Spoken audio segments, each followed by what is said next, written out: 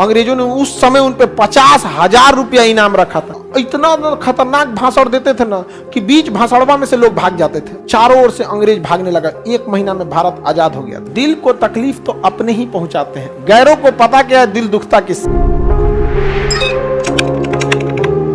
पीर अली ने mind game चला था। अंग्रेजों ने आके पीर अली की दुकान में आग लगा दिया। यहाँ पर समझा क्या, मौलवी सादतुल्लाह थे। अंग्रेजों ने उस समय उन पे 50,000 रुपया इनाम रखा था। 50,000 1857 की क्रांति में समझिए 50,000 कितना बड़ा होता था। उतना तो कई लोगों का पेंशन की रकम नहीं थी। नहीं समझे, 50,000 इनाम उस समय रखा गया था। सोच सकते हैं कितना। मौलवी जो थे ना, उनके भाषण बड़ी खतरनाक था।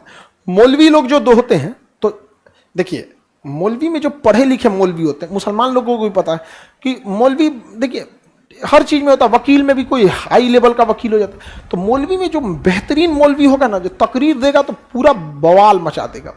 वो साधु जो थे फैजाबाद से, इतना खतरनाक भाषण देते थे ना कि बीच भाषणवा में से लोग भाग जाते थे। कहते बस अब मार के आएंगे हम। बीच भाषण में से लोग भाग जाते थे। क्या अभी भाषण चलिए रखा ना, सोचा तो नहीं, मार के आएंगे हम कैसे।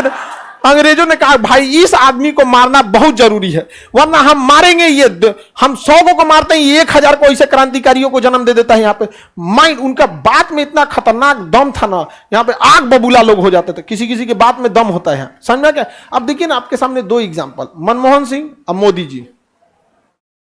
नहीं समझे, मोदी जी रहेंगे तो ऐसा ना भाषण दे देंगे कि आज 1200 रुपया का सिलेंडर बहुत अच्छा है। तो उनके बात में क्या है, दम है।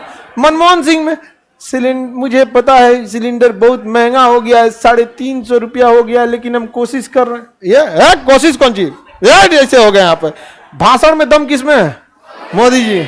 उनके भाषण में क्या बहुत दम है। और मनमोहन सिंह को भाषण में उतना नहीं आता। उसमें भाषण कहाँ देवे की है भाषण। अब जयशंकर साहब को कह देंगे भाषण देने के लिए, ये लोग नेता आइए नहीं है, ये लोग तो योग्यता के दम पे आया। मनमोहन सिंह आरबीआई के गवर्नर थे, उठा के दिया वित्त मंत्री, फिर बना दिया प्रधानमंत्री। जयशंकर साहब विदेश सचिव थे, उठा के दिया विदेश मंत्रालय, गर्दा उड़ाए हैं वो। उनको कह दिया चुनाव में भाषण देने के लिए, तो अंग्रेजी में बोलने लगेंगे। नहीं समझे, या फिर समझाने लगेंगे कि जब हम लोग चाइना में थे तो काउंसलर एक्सिस मांगे थे, काउंसलर एक्सिस नहीं हुआ, गांव का आदमी मुड़ी खजुआएगा। कौन आदमी है भाई, काउंसलर एक्सिस मांगा है, क्या है वो, राशन कार्ड पे नया आया है क्या? हमरों को चाहिए काउंसलर एक्सिस। तो कहा अरे भैया काउंसलर एक्सिस मतलब पूछताछ के लिए बुलाएं। अरे यार आदमी ठीक नहीं लग रहा है। तो ये लोग भाषण नहीं देख पाते। समझ में आ गया कि नहीं आएगा। और जबकि ऐसे ही सादतुल्लाह तो भाषण देने में 1 नंबर है। तो जहां तहां से बवाल हुआ। झांसी की रानी, कहां से, ग्वालियर से। झांसी की रानी ने कहा चट्टा कहीं का, हमरा लइकवा को तुम्हारी छोटका बबुआ को राजा नहीं बनाएगा, छोटका बबुआ की कसम तो हम पानी ना पिला देते तो कहिए। यहाँ पे झांसी की रानी पूरा सेना लेके हमला कर दी। यहाँ पे चारों ओर से अंग्रेज भागने लगा। 1 महीना में भारत आजाद हो गया था, आजाद हो गया। ग्वालियर के सिंधियों ने अंग्रेजों का साथ दे दिया, सबसे ज्यादा साथ उन्होंने ही दे दिया। समझ में आ गया कि नहीं आएगा।